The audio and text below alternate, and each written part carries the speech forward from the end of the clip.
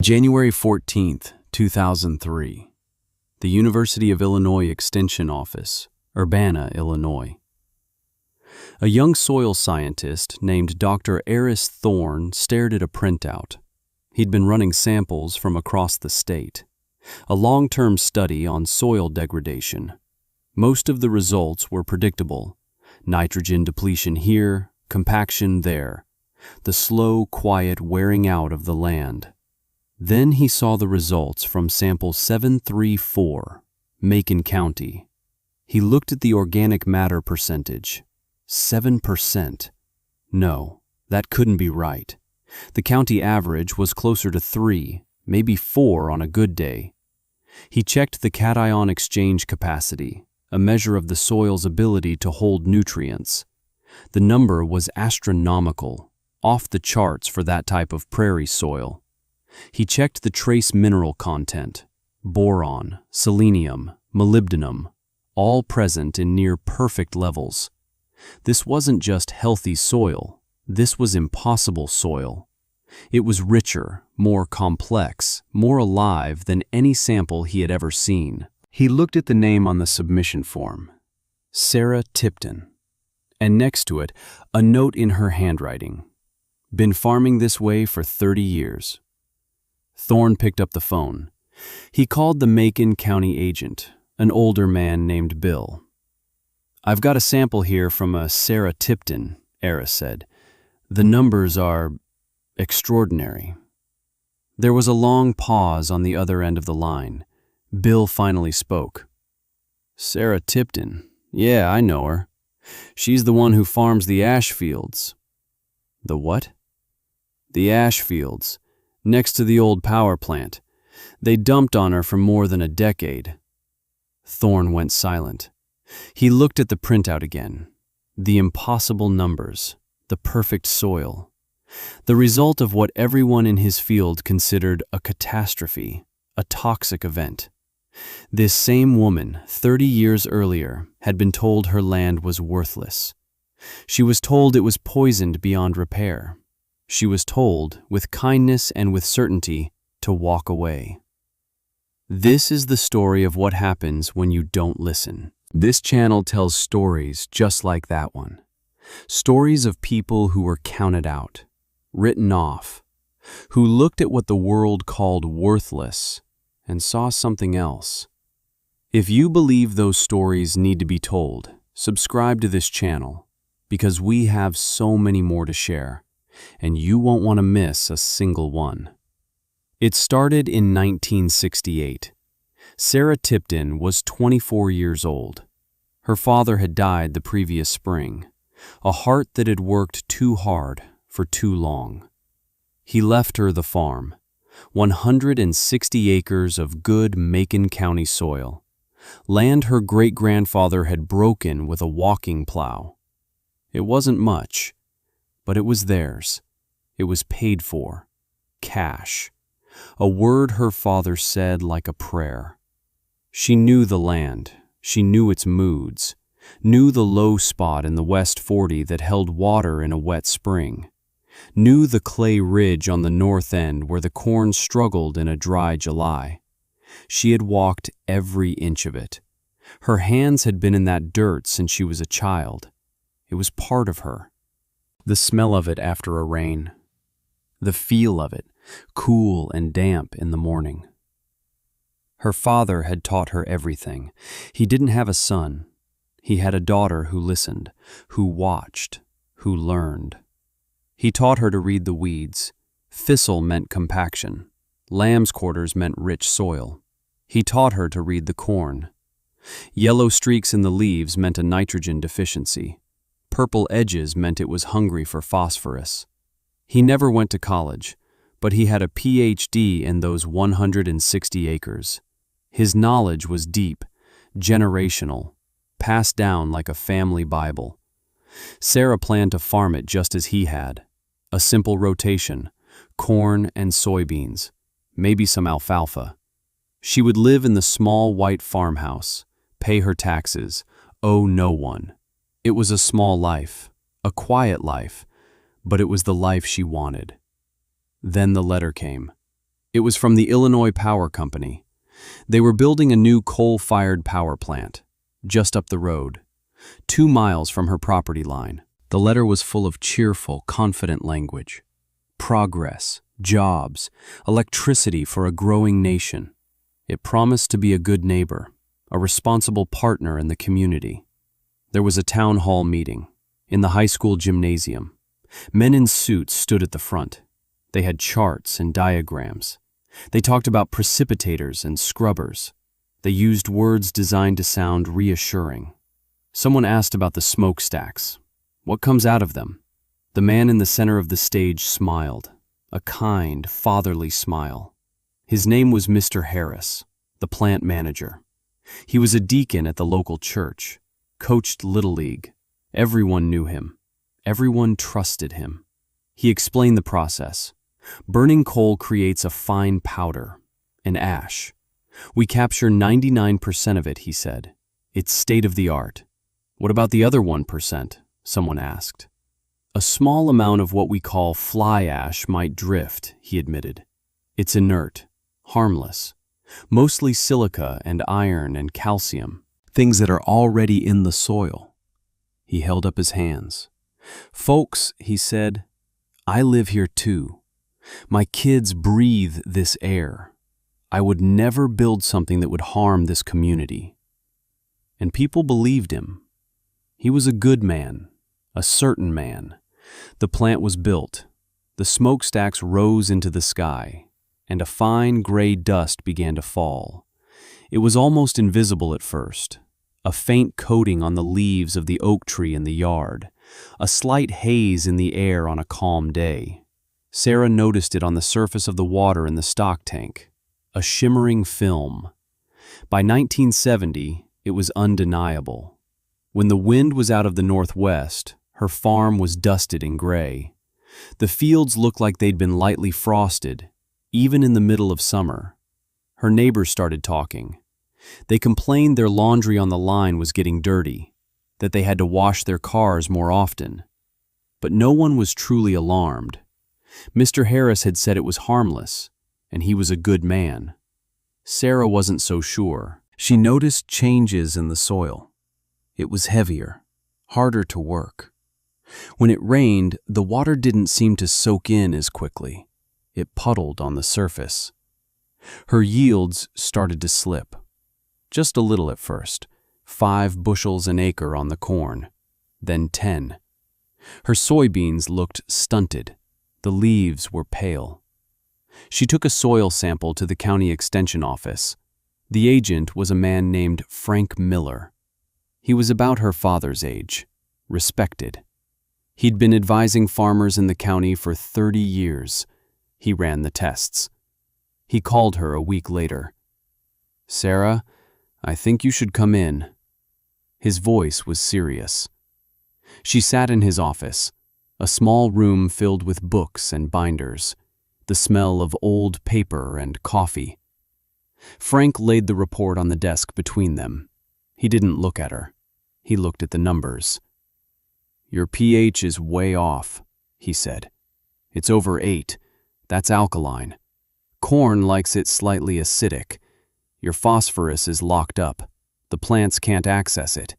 And your heavy metal levels... He finally looked at her. His eyes were full of genuine pity. Arsenic, mercury, lead, they're elevated. Not at toxic levels, not yet, but they're climbing. Sarah, this fly ash is poisoning your soil. She just sat there, quiet. What do I do? She asked.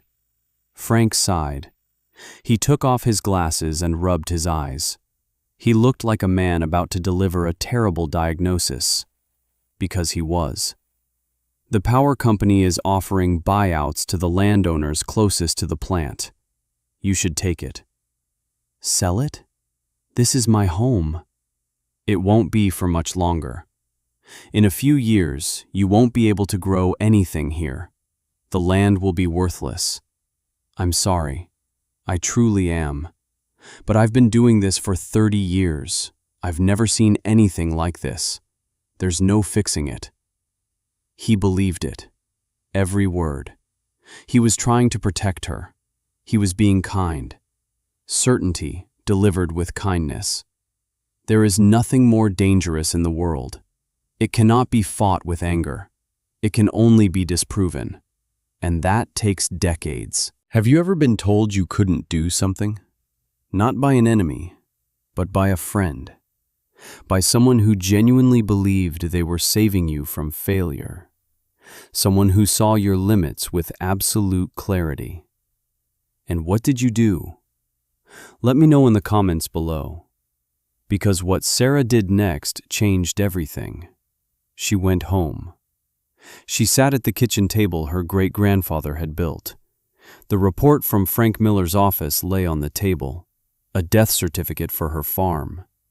She felt a cold, quiet despair. Frank was an expert. Mr. Harris was a good man.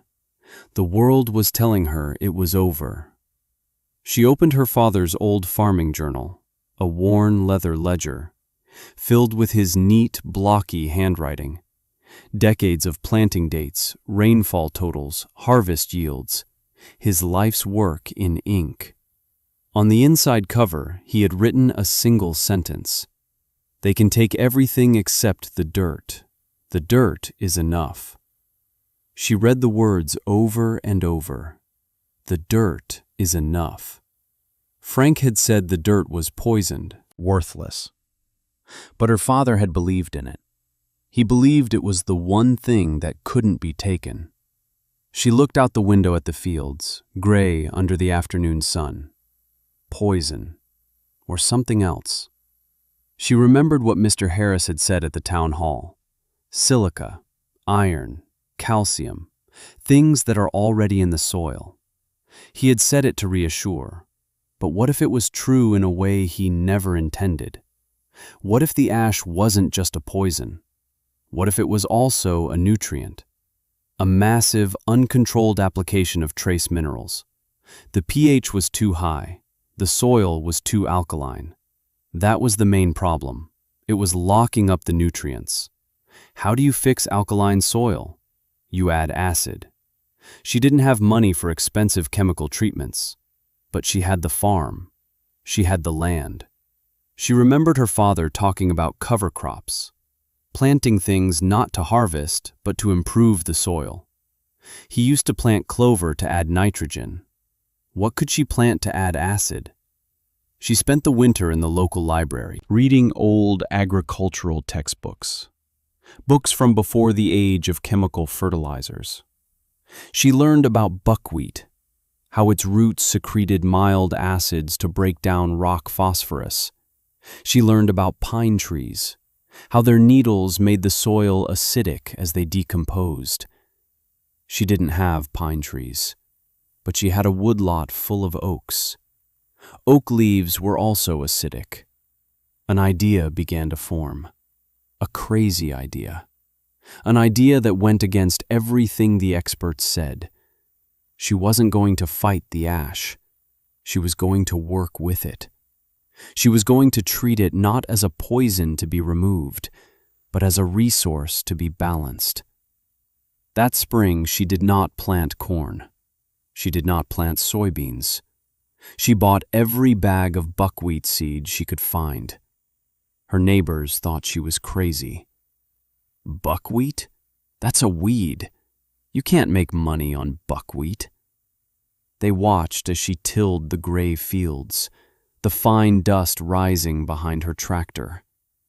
She planted the entire farm in buckwheat. It grew fast, a dense canopy of green leaves and white flowers. The bees loved it. Her fields hummed with life. In the fall, she didn't harvest it.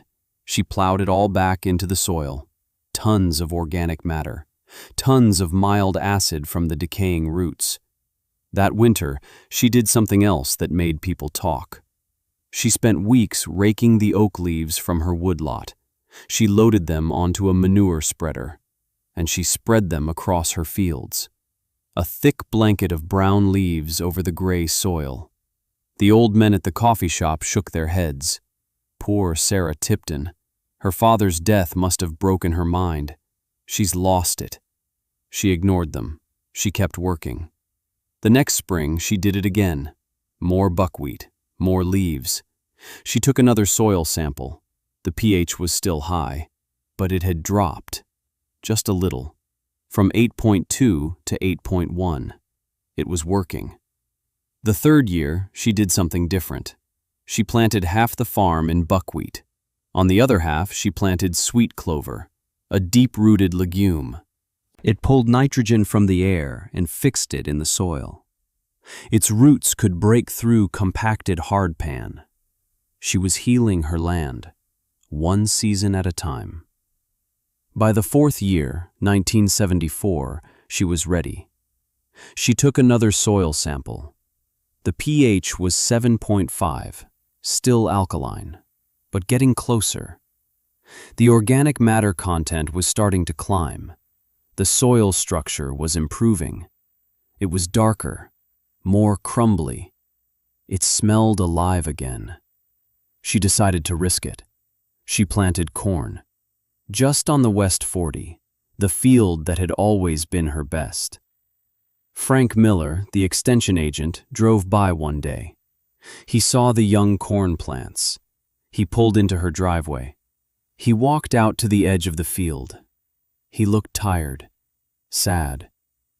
"Sarah," he said, "what are you doing? You're just throwing your money away. This corn won't make it." "I had to try," she said. He shook his head slowly. "I just hate to see you fail." He genuinely meant it. His certainty was a heavy blanket. He was trying to protect her from disappointment. But Sarah wasn't looking for protection. She was running an experiment. That year, the corn grew. It wasn't a great crop. The stalks were a little shorter than her neighbors. The ears were a little smaller. But it grew. She harvested 80 bushels an acre. The county average was 110. To Frank Miller, it was proof of failure. "See," he would say, "I told her so. She lost 30 bushels. But to Sarah, it was a miracle. She had grown corn on worthless land, on poisoned soil. She knew she was onto something. The ash provided the minerals. The cover crops and leaves balanced the pH and added organic matter. She was creating a new kind of soil, a hybrid of industrial waste and natural systems. She kept refining her process, year after year. The power plant kept dumping ash, and she kept plowing in buckwheat and clover and leaves. She built a system, a rotation, 2 years of cover crops for every 1 year of corn. Her neighbors, farming fence row to fence row, thought she was wasting her land, leaving it fallow. But she wasn't leaving it fallow. She was letting it rest, letting it build, letting it digest the steady diet of gray dust. Her yields began to climb, slowly, steadily. 1976, 95 bushels an acre. 1978, 115 bushels an acre. She had matched the county average. Frank Miller retired. A new, younger agent took his place. He didn't know the history. He just saw her numbers. And her numbers were good. By 1980, the power plant installed new scrubbers, the Clean Air Act. The ash stopped falling. But Sarah had a decade's worth of it baked into her soil, a deep reserve of minerals. Now, the healing could accelerate. The community split. Some farmers started to pay attention. They saw her corn, taller, darker green than anyone else's.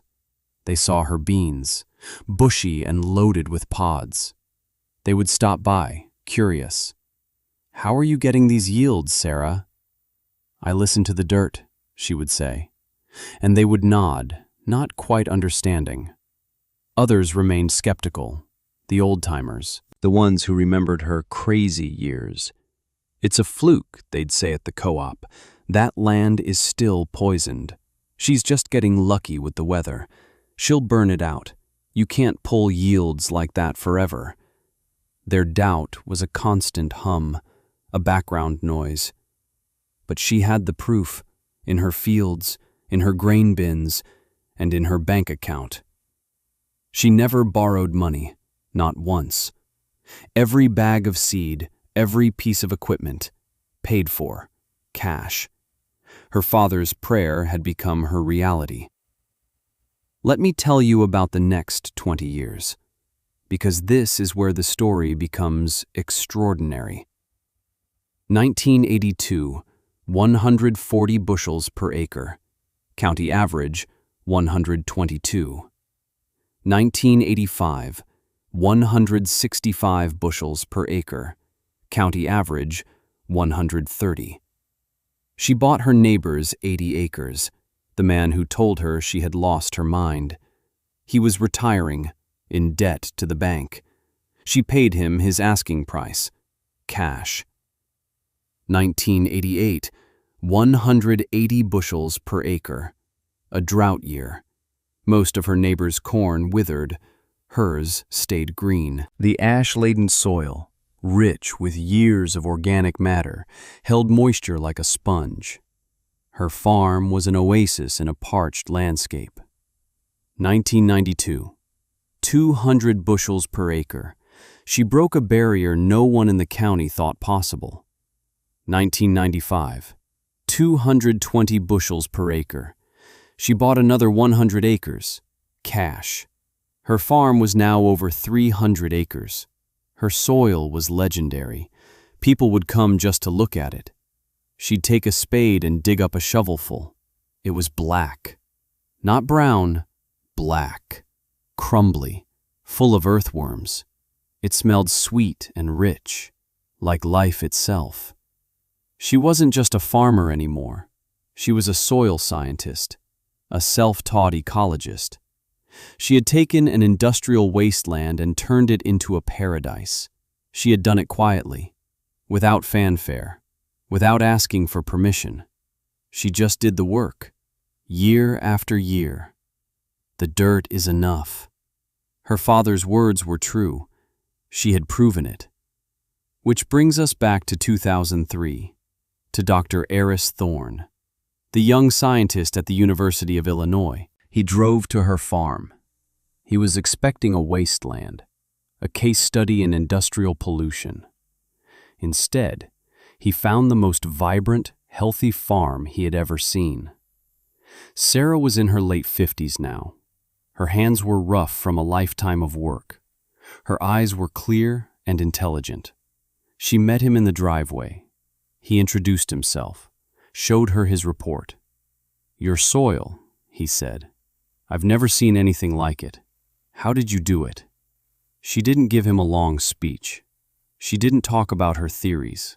She just told him the story. About the ash, about the buckwheat, about the oak leaves, about Frank Miller telling her to sell, about her father's journal. Thorne listened. He was speechless. Everything he had learned in graduate school said this was impossible. Fly ash was a contaminant, a problem to be managed. No one had ever considered it a resource. No one but this quiet woman on this small farm. "Can I take more samples?" he asked. She nodded. "Take all you want." He spent the next 2 years studying her farm. He wrote a paper, published it in a major scientific journal. Fly ash as a broad-spectrum soil amendment, a 30-year case study. It caused a firestorm. Scientists from around the world came to Macon County. They walked her fields. They took samples. They confirmed Thorne's findings. The fly ash, when balanced with massive amounts of organic matter, had created a uniquely fertile soil. The high pH had been neutralized. The heavy metals were still there, but they were bound up in the organic matter, inert, unavailable to the plants. What was available was a treasure trove of trace minerals, the very things being depleted from other farms. Sarah hadn't just healed her land, she had supercharged it. One day, an old man came to her farm. He was frail, walking with a cane. It was Frank Miller, the retired extension agent. He was in his 80s. He had read the articles in the farm journals. He had seen the reports on the news. He stood at the edge of her cornfield. The stalks towered over his head, dark green and thick as a man's arm. Sarah came out of the house and stood beside him. They were quiet for a long time. "I was wrong," he finally said. His voice was thin, brittle. "I came to tell you that. I told you to quit. I told you it was hopeless. I was so sure, so certain. I thought I was helping you." "I know," Sarah said. "That was the hardest part." His eyes filled with tears. "All these years," he said, "I've been telling farmers how to farm, and the whole time you were doing this, you were showing us all a better way, and I was too blind to see it. Can you forgive me?" "There's nothing to forgive, Frank. You did what you thought was right." "But I was wrong, and you were right, and I just needed to say that, out loud." He turned and walked slowly back to his car. It was not a moment of triumph for Sarah. There was no joy in seeing his certainty crumble into dust. Proving someone wrong who thinks they're being kind. It's the loneliest fight there is, because their defeat feels like your cruelty, even when all you did was survive and thrive. Sarah's story didn't end there. It became a legacy. The University of Illinois established a research partnership with her, the Tipton Project for Soil Regeneration. They study her methods. They try to replicate her results. Young agricultural students come to her farm as interns. She teaches them, not from a textbook, but from the dirt itself. She shows them how to read the weeds, how to listen to the land. She established a scholarship fund, with the profits from her impossible farm. The Second Chance Scholarship, for students who have been told they can't succeed, students who have been written off. She gives them money for college, but she gives them something more: belief. Her farm is a living testament, proof that the experts can be wrong, that what looks like a poison can be a medicine, that the end of something can be a new beginning. Her neighbors don't doubt her anymore. They ask her advice. Some of them have even started planting cover crops. They're trying to heal their own land, slowly, one season at a time. On the mantelpiece in her small white farmhouse sits a glass jar. It's filled with dark gray soil, a sample from 1971, the year Frank Miller told her to sell.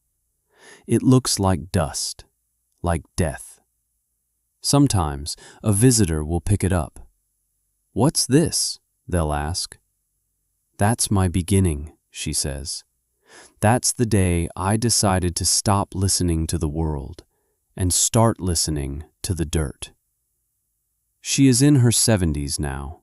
She still farms, still walks the fields, still runs her hands through the rich, black soil she created. She never sought fame. She never sought recognition. She only wanted to save her home. And in doing so, she showed the world a new way to grow, a way based not on extraction, but on regeneration, on partnership with the land, on the quiet, stubborn belief that even in the ashes of our mistakes, something beautiful can grow. The dirt is enough. It always was. Right now, somewhere in the world, someone is standing where Sarah stood. They are looking at a problem everyone says is unsolvable. They are being told to give up, to walk away. They are being told with kindness, with certainty, with all the weight of conventional wisdom. This story is for them. It's a reminder that the most profound innovations often come from the places everyone else has abandoned. It's a reminder that the most powerful knowledge is often the quietest. And it's a reminder that your story is not over just because someone else has written the ending. You get to write the ending. With your work, with your persistence, with your refusal to accept the limits others place on you. If this story meant something to you, subscribe to this channel. We are dedicated to finding and sharing these quiet histories of defiance. Drop a comment and tell us about a time you found a solution where everyone else saw a problem. And finally, share this story with one person you know who is facing an impossible challenge. One person who needs to be reminded that they are stronger than they think, and that sometimes the very thing that was meant to destroy you can become the source of your greatest strength. Thank you for listening.